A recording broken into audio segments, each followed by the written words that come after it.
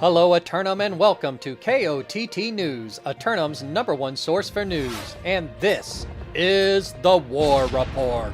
No change in the dynamic of Aeternum last night as KOTT news crews prepare the 1,500th episode, reporting on you, the citizens of Aeternum. KOTT news crews taking a few days off before this momentous event to spend time with family and friends and reflect on the past 4 years here in Aeternum, but not without fulfilling our responsibility to the Invasion Response Squad, and a good thing too, as many fights were spicy, coming down to the final wire. Throughout the week, other highlights as citizens strike back in Nighthaven, getting revenge against the corrupted for their last defeat. A fairly successful week for the defense against Isabella and her minions, earning a few days off, including tonight's New Year's Eve. Some hard decisions leaving some hamlets unprotected as local infrastructure begins to fall into disrepair. However, it should be noted these regional territories are also being neglected by reigning great houses as well.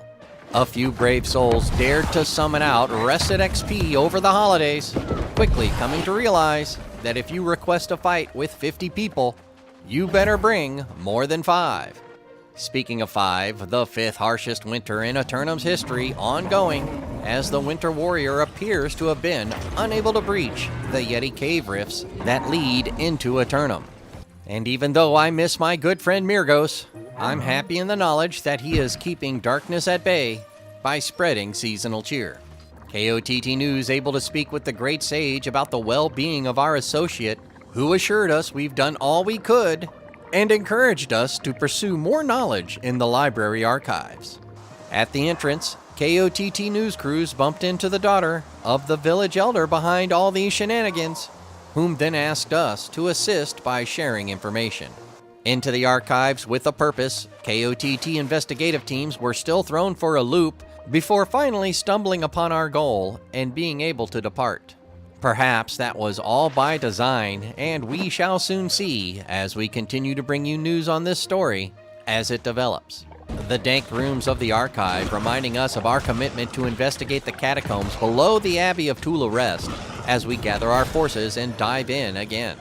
Another learning experience for the Crackerjack crew of investigators as we continue to consider our likelihood of success without adjusting our team makeup.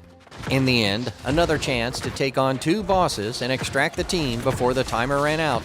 But as confidence grows, so too do our expectations for the next excursion. With only 19 days remaining in the Season 10 Season of Nighthaven event, many citizens are starting to run out of time.